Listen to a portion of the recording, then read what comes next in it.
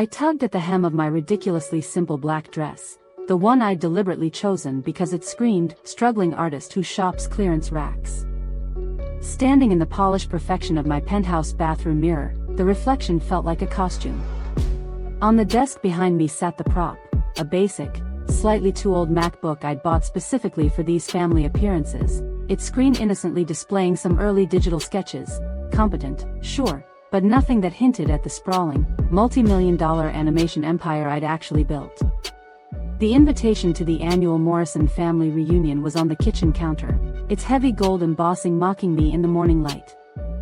"Join us for a celebration of family success," it read. Classic Morrison. Always celebrating theirs. Made you wonder if they'd even recognize success if it wasn't wearing a suit and tie and carrying a Wharton MBA. My phone buzzed, a tiny vibration cutting through the pre-reunion jitters. It was Marcus, my CFO, bless his pragmatic soul. Acquisition contracts for Morrison Tech are finalized. Board approved the sale this morning. They signed off without a clue who the buyer really is. Dreamscape Animation Studios, baby. A slow smile spread across my face. 10 years. 10 years of carefully constructing this illusion, of biting my tongue, of letting them underestimate me. It was all coming to this perfectly orchestrated moment. Excellent, I texted back. Initiate phase, whatever we're calling the part where they panic. I tucked the phone into my small, unassuming purse. Time to put on the show. The drive out to the Hamptons is usually just traffic and existential dread, but today it felt different. It was a pilgrimage. A chance to replay the highlight reel of slights that led me here. Growing up a Morrison meant the family business wasn't just a job, it was the religion. My father, James Morrison, the patriarch, built Morrison Tech from a garage operation to a respected name in enterprise software. Think less Google cool, more reliable back-end systems your grandma doesn't know she uses. My older sister, Diana, was the anointed heir, a carbon copy of Dad's business acumen, sailing through Harvard Business School and climbing the corporate ladder with terrifying efficiency. And then there was me. The Maya-shaped disappointment. The daughter whose notebooks were filled with character designs and storyboards instead of profit and loss statements. Art isn't a career, Maya, my father's voice, heavy with the weight of generations of business acumen, echoed in my head. It's a hobby, at best. A distraction, usually. I still remember the Thanksgiving dinner when I told them I was going to CalArts for animation, not Wharton like Diana. The silence was so thick you could cut it with a stock certificate. Diana, ever the dramatics major when it came to family image, gasped, "You're throwing your life away," while my mother dabbed her eyes with a napkin, looking like I just announced I was joining a traveling circus and had a terminal illness. What they didn't know, what I made sure they never knew, was that while they thought I was off in California finger painting, I was also cramming night classes in business administration, finance, marketing. I wasn't just learning to draw, I was learning to build. To build something bigger than their predictable corporate ladder could ever reach. My first animated short film winning a student competition felt less like a big break and more like a tiny crack in the concrete wall of their expectations. The prize wasn't much, $5,000 and a nod from some industry folks, but it was enough. Enough to rent a tiny corner in a shared studio space, enough to hire 2 other artists crazy enough to believe in my vision, enough to start creating content for small businesses. And that's when I stumbled onto the goldmine. The corporate world? They were absolutely starving for good animation. Training videos that didn't make you want to poke your eyes out, marketing materials that actually caught attention, product demos that weren't just talking heads. There was this massive, untapped market for high-quality, professional digital content, and almost no one was doing it well, let alone efficiently. Within 2 years, my little team working out of my actual, not just family visit prop, tiny apartment had ballooned to 15 people. We incorporated Dreamscape Animation Studios. On all the official paperwork, I used my middle name, Mai Phoenix. Maya Morrison, the disappointment, stayed firmly separate.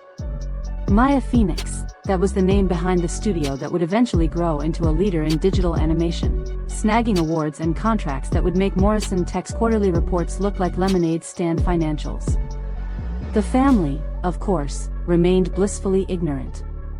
To them, I was still just Maya, the artsy one, probably living paycheck to paycheck, maybe selling a digital print online now and then, doing freelance gigs for local bakeries or something equally cute.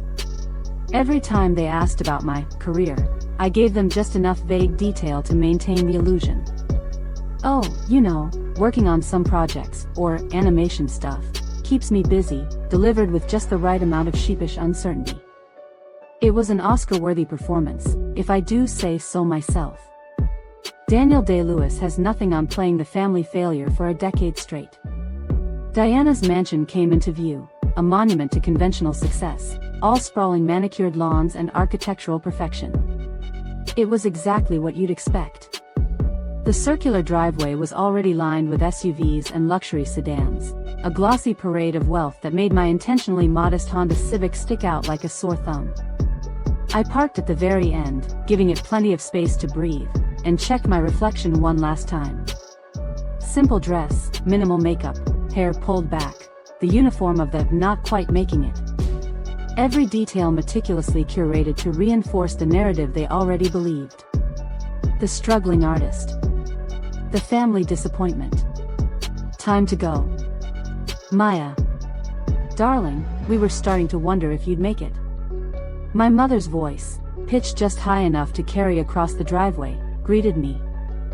I braced myself for the air kiss, noting how her eyes darted down to my dress, doing a quick mental calculation of its retail price and finding it, predictably, underwhelming. Traffic, I explained, following her inside. And I had to finish a commission. Oh, someone actually pay for your drawings? The pause before drawings was infinitesimal, barely noticeable, but it landed like a tiny, perfectly aimed dart. If only she knew that just yesterday I'd signed off on a $100 million contract with a global media giant for a multi-year animation partnership. Instead, I just smiled sheepishly. Yeah, just a small business website, nothing exciting. Playing the part. Nailed it. The house was exactly as I remembered it, a shrine to Morrison achievement, dripping with expensive art, none of it animated, obviously, and photos that chronicled Diana's ascent. Diana at her Harvard graduation, Diana shaking hands with the Morrison Tech board, Diana on the cover of some bland business magazine. My single photo was from high school, pre-art school, before I went rogue and disappointed the entire lineage. The great room was already buzzing, a hive of relatives discussing stocks, mergers, and Q3 earnings. My cousin James, whose hedge fund was probably just a glorified gambling operation, was holding court near the fireplace, droning on about his latest acquisition. Aunt Patricia was showing off photos of her son's new, innovative, startup, probably just an app that delivers artisanal toast or something equally pointless. And there, in the epicenter of it all, was Diana, radiating effortless success in a dress I instantly recognized as Oscar de la Renta, probably costing more than my first year of studio rent. Maya, she called out, her voice carrying that familiar, sweet note of condescending surprise. I'm so glad you could take time away from your art to join us. She embraced me briefly, surgically precise to avoid wrinkling her couture. You look. She paused, scanning me, searching for a word that wasn't broke. Comfortable. Thanks, I mumbled, tugging self-consciously at my target dress, fully committing to the role. Your dress is beautiful, I offered, genuinely. Oscar de la Renta, she confirmed unnecessarily, smoothing the fabric. A little celebration for closing our latest acquisition. Morrison Tech just bought out our biggest competitor in the enterprise software space. My internal cackle was silent but glorious. If only she knew that in less than 24 hours, Morrison Tech itself would belong to my little art studio. That's wonderful, I said, laying it on thick. Things must be going well. Better than ever, she beamed, puffing up like a proud pigeon. In fact, I was just telling everyone about our next big move. We're branching into digital content creation. You know, animations for corporate training, marketing, that sort of thing. My heart didn't just skip a beat, it did a full flip. This was it. This was exactly why I'd made the move to acquire them now.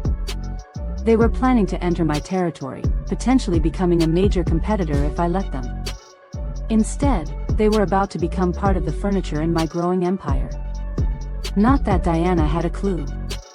Animation, I asked innocently, tilting my head. That sounds complicated. Diana laughed, a bright, sharp sound that cut across the room. Oh, Maya, it's all business strategy, really. The actual drawing part is just technical work. We hire people for that. People like.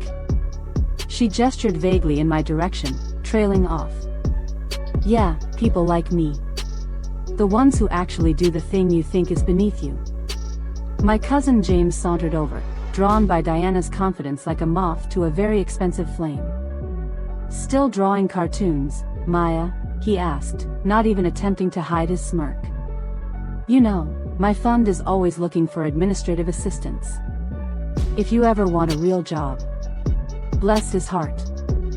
Still living in 2005. Thank you, I said quietly, mastering the art of polite dismissal. But I'm doing okay with my art. Okay? Diana's eyebrow shot up, a perfectly sculpted arc of disbelief. Is that why you're still driving that old Honda? Still living in that tiny apartment? Oh, honey. If you only knew. I didn't just live in that building, I owned the entire damn block. And the Honda? That was my Batmobile equivalent, the disguise car.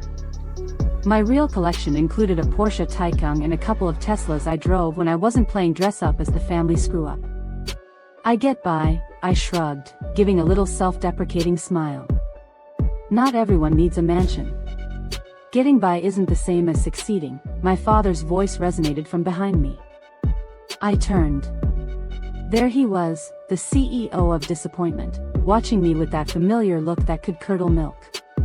Diana's latest deal is worth more than you'll probably make in your entire life drawing pictures. A flash of hot, indignant anger flared in my gut, but I swallowed it down. In less than a day, they would all learn exactly how wrong he was. The acquisition contracts were signed, sitting in my briefcase. The press release announcing Mai Phoenix and Dreamscape Animation Studios as the new owners of Morrison Tech was drafted and ready to go live. But for now, I just smiled, mumbled an excuse about needing a drink, and slipped away. Let them have their moment of triumphant superiority. Let them marinate in their assumptions about the struggling artist. After all, as they say, revenge is a dish best served cold. And honestly, orchestrating this level of reveal? Yeah, revenge is totally an art form. A performance piece. The family reunion felt like a never-ending loop of subtle jabs and thinly veiled offers of charity. Every hour brought a new relative reminding me of my perceived lack of ambition or financial sense. I kept discreetly checking my phone, watching the confirmation messages roll in from my executive team. Press release approved by legal. New York Times exclusive secured for 9 a.m. tomorrow. Board transition documents ready for signing. It was like watching the final pieces of a complex Rube Goldberg machine click into place, all leading to one spectacular payoff. I was standing by the floor-to-ceiling windows, sipping a lukewarm champagne and watching the sunset paint Diana's ridiculously perfect garden when my father approached. He held a glass of his favorite single malt scotch, Lagavulin 16. I had a case of it in my office, a gift from Marcus after a particularly lucrative deal. He didn't know that, obviously. Maya, he said, his voice carrying that perpetual note of disappointed resignation. Your mother and I have been talking. I tensed. These conversations never ended well. Usually involved a lecture on the virtues of a stable career, or a passive-aggressive suggestion that I get a real job with benefits. Diana's new digital content division will need artists, he continued, and I swear I heard air quotes around artists. Basic level stuff. Nothing too creative, he stressed, as if creativity was some kind of industrial pollutant. But it would be steady work. Benefits. A real salary, he emphasized real, twisting the knife a little deeper, implying that everything I'd built, everything I did, wasn't genuine work. She's willing to give you a chance, he added, the magnanimity dripping from his voice like cheap syrup, despite your limited business experience. Oh, the shade. I took a long sip of my champagne to hide the smile threatening to break through. Limited business experience? My company's annual revenue was pushing 9 figures. We were making nearly triple what Morrison Tech made globally in digital services. Thank you, Dad, I said, keeping my voice soft, playing the role of the grateful, slightly overwhelmed daughter. But I'm okay with my freelance work. He sighed heavily, the sound a theatrical expression of paternal burden. Maya, you're 32 years old. Don't you think it's time to stop playing around with drawings and join the real world? Look at your sister. Through the window's reflection, I could see Diana across the room, holding court, probably regaling some poor relative with a riveting tale about synergy or market penetration. She'd always been a master of self-promotion, ensuring everyone knew exactly how successful she was. She's made something of herself. I know you think art is just playing around, I said carefully, choosing my words like I was defusing a bomb. But there's more to it than you realize. Is there? He gestured at my simple dress, my unassuming appearance. Because from where I stand, all I see is wasted potential. You could have gone to Wharton. Could have been part of Morrison Tech's legacy. Instead, you chose to throw it all away for what? Digital doodles? The word stung. Even after all these years, even knowing the reality of my success, those particular words, digital doodles, always found a way under my skin. Actually, I started, almost ready to drop the mic, to finally lay it all out.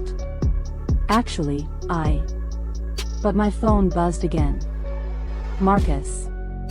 Morrison Tech board members all confirmed for tomorrow's 9 a.m. meeting. They have no idea what's coming. This is going to be epic. Channeling my inner Michael Jordan hitting the game winner. I swallowed the confession, the epic reveal. Less than 12 hours. I could hold on that long. Actually, what? My father prompted, his disappointment a palpable force in the room. Nothing, I said, shaking my head slightly. You're right. I made my choices. He just sighed again, a sound of profound fatherly sorrow over his artistic failure of a daughter, and walked away, leaving me to watch the last rays of sun disappear. Across the room, I heard Diana's bright, confident laugh ring out again. Maya's always been different, she was saying to our Aunt Patricia. Some people just aren't cut out for real success. At least she's finally accepting the hand up we're offering. I checked my watch. 7:30 p.m. In less than 14 hours, everything would change. Everything they thought they knew would be flipped upside down. The rest of the evening was a blur of benevolent condescension. Cousin James, having finished pontificating on hedge funds, cornered me to offer basic accounting lessons, just the simple stuff, Maya, for balancing a checkbook. Aunt Patricia suggested her daughter, a very successful social media consultant, Reed, knows how to use Instagram, could help me build a proper website for my little art business. Even my mother, bless her passively aggressive heart, quietly showed me job listings for graphic design associates at local marketing firms, entry-level positions that probably paid less than my company spent on office snacks in a week. Through it all, I maintained my carefully constructed facade of quiet resignation, playing the part of the struggling artist they all expected. But inside, I was a coiled spring, buzzing with anticipation, counting down the minutes like I was waiting for New Year's Eve and my birthday and the series finale of my favorite show all rolled into one. Finally, as the party wound down, Diana cornered me by the coat check, looking like a Bond villain in her expensive gown. I hope you'll seriously consider Dad's offer, she said, her voice dripping with a performance of sisterly concern that should have won her a Tony. The position wouldn't be anything too challenging. Just basic artwork for corporate presentations, employee handbooks, that sort of thing. We'd start you at an entry-level salary, of course, but it's better than whatever you're making now. I just stood there, accepting my coat from the attendant, my mind drifting to my actual corner office overlooking Central Park. I thought about the team of over 200 incredibly talented artists, animators, writers, and developers who worked for me at Dreamscape. I thought about the groundbreaking proprietary animation software we were developing that was about to revolutionize the industry. "I'll think about it," I said, my voice flat. "Don't think too long," she advised, a sharp edge beneath the faux concern. "Once we announce our expansion into digital content next week, we'll have plenty of qualified applicants. I'm only offering because, well, you're family." "Speaking of announcements," I said, turning to leave, the Honda keys already cool in my hand. "Will you be at the office tomorrow?" "Of course," she said proudly, puffing up again. 9 a.m. sharp. We have a major meeting with our mystery buyers. Some big animation studio is interested in partnering with us. She smirked, that familiar look of superiority back in her eyes. "See, Maya? See what happens when you finally think bigger than just drawing pictures." "Good luck with the meeting," I said, giving her a small, genuine smile, a smile she completely misinterpreted. "Maya," she called after me as I walked away. "That outfit you're wearing, if you do decide to take the job, you'll need to dress more professionally. Appearance matters in the corporate world, you know." I glanced down at my intentionally modest dress, then thought of the closet full of designer suits and dresses waiting back at my penthouse, enough to stock a small boutique. "I'll keep that in mind," I replied, stepping out into the cool night air. Driving the Honda back to the city, windows down, I finally allowed myself to fully process the enormity of what was about to happen. 10 years. 10 years of deliberate camouflage, of enduring the condescension, of letting them believe I was the family failure. It had all been a prelude. Back in my penthouse, the struggling artist costume came off, replaced by silk pajamas that probably cost more than Diana's Oscar de la Renta dress and my Honda combined. My real laptop, the one I used to run an empire, not the prop I brought to family functions, was open on my desk. It displayed the final, legally binding acquisition documents for Morrison Tech. A message popped up from my assistant, "Everything set for tomorrow. Car will pick you up at 8:30 a.m. The Morrison Tech board is expecting the buyer's representatives. They have no idea you're personally attending the meeting." I walked over to my private bar, poured myself a glass of Lagavulin 16, neat, just like Dad drinks it, and stepped out onto the terrace. The city lights below sparkled like a million electric stars, a vast canvas that felt more like home than any Hamptons mansion ever could. Somewhere out there, Diana was probably still basking in her imagined triumph, maybe telling her husband about her plan to throw her struggling artist sister a bone, offering her a chance at a real career. My phone rang. It was the private line, the one only my executive team had access to. "Marcus." "Maya," he said when I answered, his voice tight with anticipation. "Just wanted to confirm you're ready for tomorrow. Once we make the announcement, everything changes. Your family, they'll finally see the truth. All of it." He paused. "Are you sure you want to do it this way? We could send someone else to the meeting. Keep your identity private a little longer." I thought about my father's perpetual disappointment, Diana's effortless condescension, cousin James's smirking offers of real jobs. All the years of being treated as less than, as someone who hadn't really made something of herself, simply because I chose art over their narrow definition of success. "No," I said firmly, looking out at the glittering city skyline. "I want to be there. I want to see their faces when they realize who they're really dealing with." After hanging up, I stood on the terrace for a long time, the cool night air wrapping around me, thinking about the winding, unconventional path that had brought me to this precipice. Every dismissive comment, every patronizing offer of help, every family gathering where I'd had to bite down on the truth until my jaw ached, it had all been fuel. It had all led to this moment. Tomorrow, they would learn that the daughter they dismissed as a failure, the one they thought was wasting her life on digital doodles, had built something exponentially larger, more innovative, and more successful than Morrison Tech could ever aspire to be. Tomorrow, they would finally understand that true success doesn't always look like a Harvard MBA and a corner office in traditional enterprise software. Tomorrow, Maya, the struggling artist, would be revealed as Mai Phoenix, CEO of Dreamscape Animation Studios, and the new owner of Morrison Tech.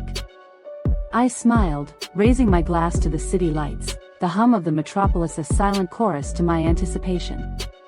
The art of deception I'd practiced for 10 years was about to culminate in a masterpiece of revelation. It felt less like revenge and more like correction. A fundamental realignment of the universe, delivered with perfect timing.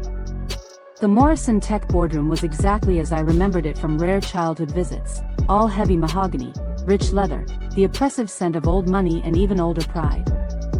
I stepped out of the private executive elevator, Marcus at my side, wearing a custom charcoal Chanel suit that probably cost more than 6 months of the entry-level salary Diana had so generously offered me yesterday. I caught my reflection in the elevator's mirror doors. Gone was the carefully cultivated image of the struggling artist. Today, I looked every inch the CEO I was. Poised, sharp, and utterly in control. "Ready, Miss Phoenix?" Marcus asked quietly. He'd been with me since the very beginning, back when Dreamscape was just 3 of us crammed into that tiny apartment, fueled by ramen and big dreams. "Ready," I confirmed, just as the elevator doors opened directly onto the executive floor. Diana was already in the boardroom, speaking animatedly to the collection of aging board members, her father presiding at the head of the massive table, looking every bit the corporate emperor in his custom suit. Neither of them noticed me at first. They were too engrossed in discussing their plans for the future, a future they had no idea was about to be yanked out from under them like a cheap rug. "The Dreamscape representatives should be here any minute," Diana was saying, smoothing her pencil skirt. "Once we finalize this partnership, Morrison Tech will dominate the digital content space." "Actually," I said, stepping fully into the room, the sound of my heels on the polished floor echoing slightly in the sudden silence, "there's been a slight change of plans." The room went dead quiet. Every eye snapped to me. Diana's mouth actually dropped open, her professional composure shattering for the first time I could ever remember. "Maya?" My father stood up, his face a mask of utter confusion. "What are you doing here?" "This is a private board meeting."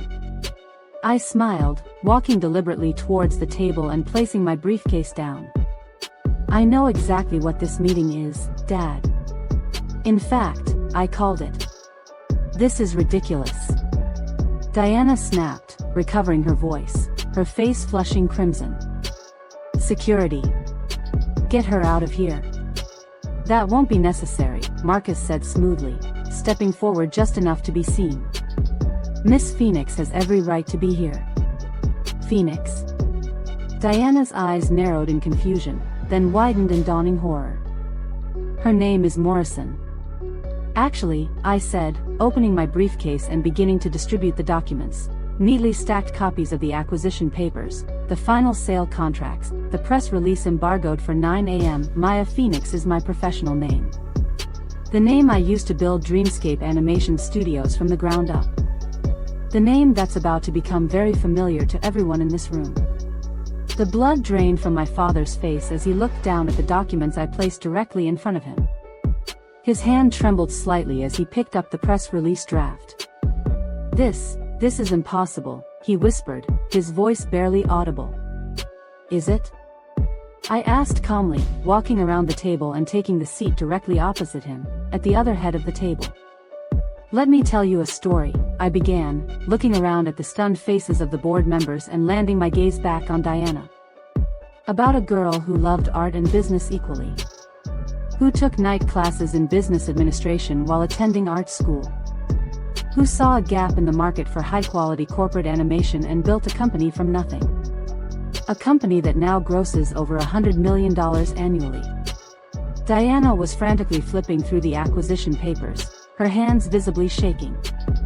You're Mai Phoenix? The CEO of Dreamscape?" The company you've been trying to partner with," she stammered, disbelief warring with panic. "The very same," I confirmed. "The company you hoped would partner with Morrison Tech to launch your new digital content division. It's mine. It has been since I founded it 10 years ago." Right around the time, I added softly, looking between her and my father, "You all decided I was throwing my life away on digital doodles. But you're just an artist." Diana spluttered, resorting to the old narrative, the safe ground. "You live in a tiny apartment. You drive a Honda." I couldn't help but laugh, a genuine, unburdened laugh that felt liberating in this stuffy room. "I own the entire building where that tiny apartment is located. The Honda is just what I drive when I visit family functions. Would you have preferred I showed up in my Porsche? Given you one more thing to assume I couldn't afford?" My father was still staring at the documents, his eyes fixed on the page showing Dreamscape's current market valuation. $150 million, he murmured, the number hanging in the air. All this time, I agreed, the ghost of every dismissive comment, every condescending offer, every comparison to Diana's real success rising in my mind. Every family gathering where you mocked my career choice. Every time you offered to give me a chance in the real world. I was building something bigger than Morrison Tech could ever dream of being. Why? Diana demanded, her voice rising, tinged with both anger and utter confusion. Why hide it? Why let us think? Because you never would have accepted it, I cut her off, my voice firm but calm. Not on my terms. You would have tried to take control, Dad. To make it part of the Morrison Tech empire, Diana. You would have turned my vision, my company culture, my art studio, into just another division of your traditional corporate structure. I needed to build this my way. On my own terms. Quietly. Like a guerrilla artist painting a masterpiece one stroke at a time. I stood up, smoothing the lapels of my Chanel suit, feeling the power hum beneath my skin. And now, as of 9 a.m. this morning, the merger is complete. Dreamscape Animation Studios is the proud, legal owner of Morrison Tech. I turned to the board members. We'll be restructuring, focusing on innovation, agility, and culture, rather than just tradition and quarterly reports. I looked back at Diana and my father. Diana, your position as CEO will be eliminated, effective immediately. Though, I added, a touch of my earlier self-irony returning, you're welcome to interview for a role in our creative department. I hear you hire people for the drawing part. My father, I continued, you'll be transitioned to an advisory role until your planned retirement next month. The silence in the room was absolute, heavy, and stunned. The other board members, pillars of the old guard, sat frozen, their faces pale. You can't do this, Diana finally whispered, her voice hollow. Actually, I said, picking up a copy of the signed acquisition agreement. I can. And I have. The Morrison Tech board approved the sale last week. They just didn't know I was the buyer. I checked my watch. The contracts are signed, sealed, and delivered. The press release goes out, now. As if on cue, my phone buzzed with a news alert. I opened it. The New York Times exclusive was live. Art meets tech. Dreamscape Animation Studios acquires Morrison Tech in surprise deal. CEO Mai Phoenix reveals plans for digital innovation. I turned the phone around, showing them the headline. Oh, and by the way, Diana, I added, picking up my briefcase and turning towards the door. About that entry-level graphic design position you offered me yesterday? I'll have to decline. I'm afraid. I'm slightly overqualified.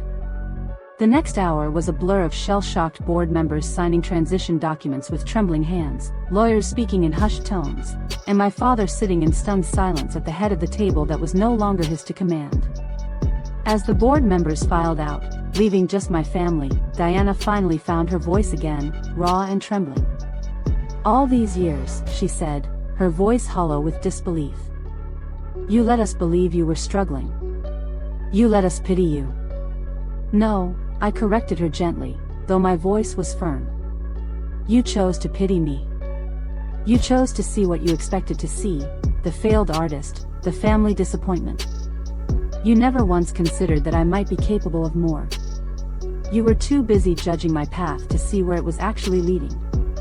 My father slowly stood up, looking older than I'd ever seen him. His face was a roadmap of shock and regret.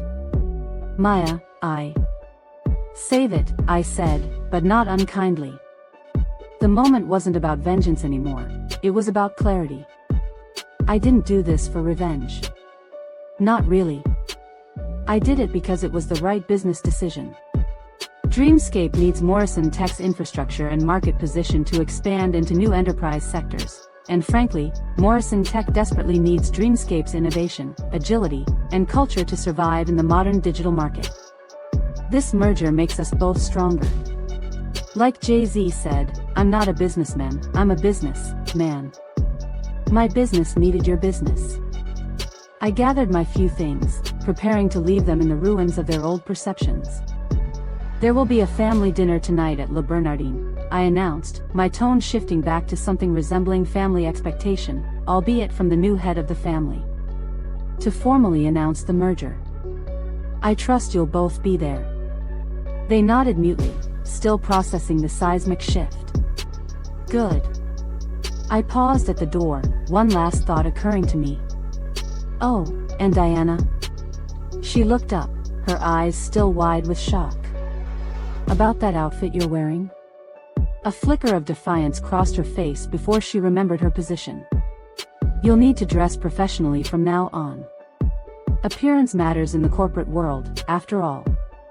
The ride back to my office was quiet.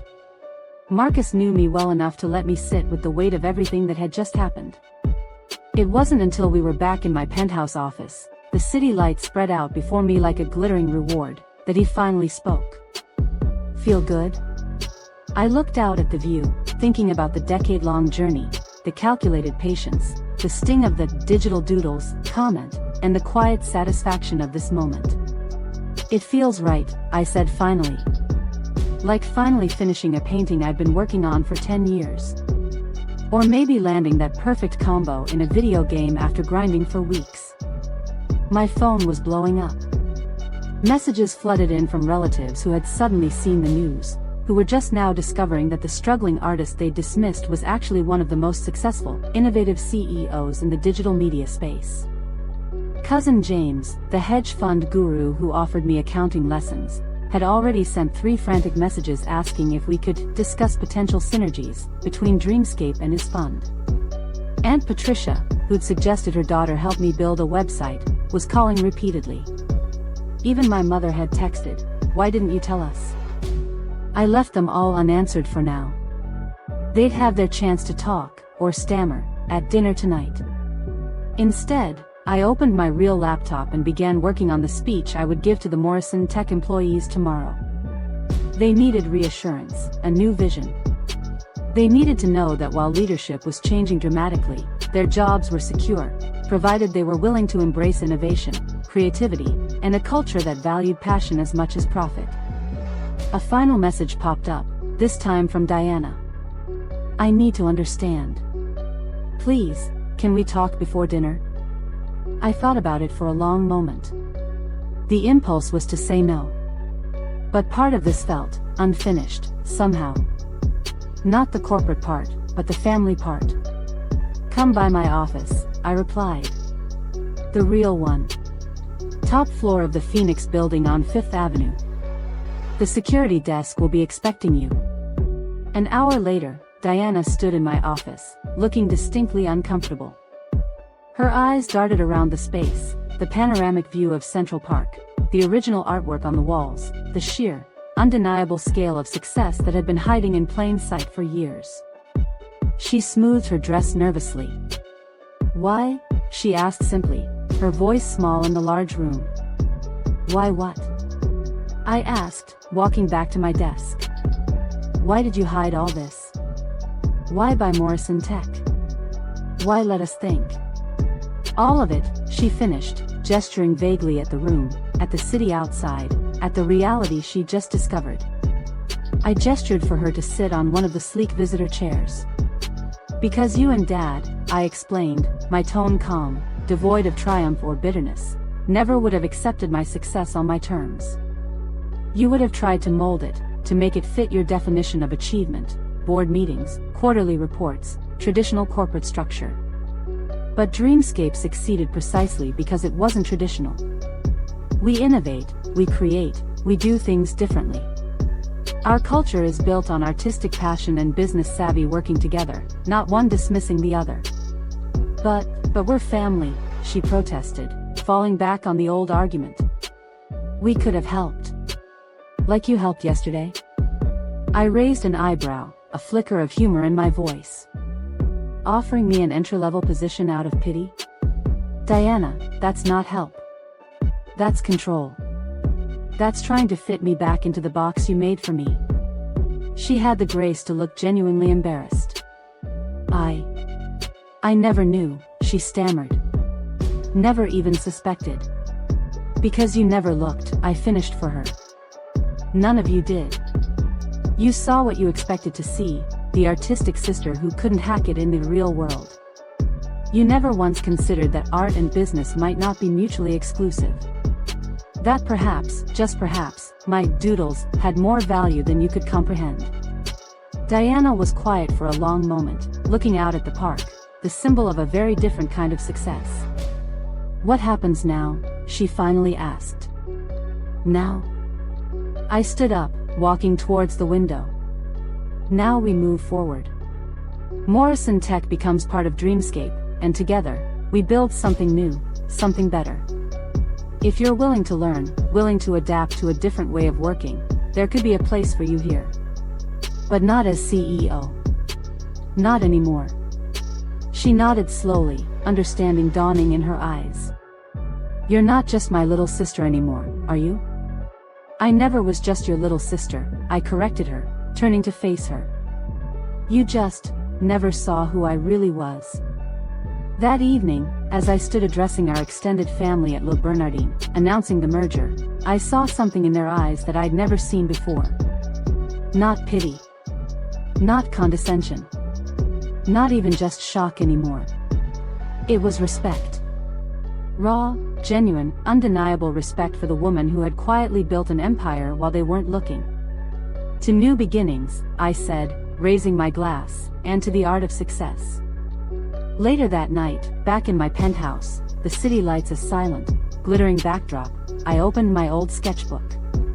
The one I'd carried to art school, filled with the raw, early concepts that would become Dreamscape's first projects, the blueprints drawn in pencil. On the final page, tucked away years ago, I'd written a quote that had guided me through the long game. The greatest art, it read, lies in hiding your mastery until the perfect moment of revelation. I smiled, closing the book. My masterpiece was finally complete.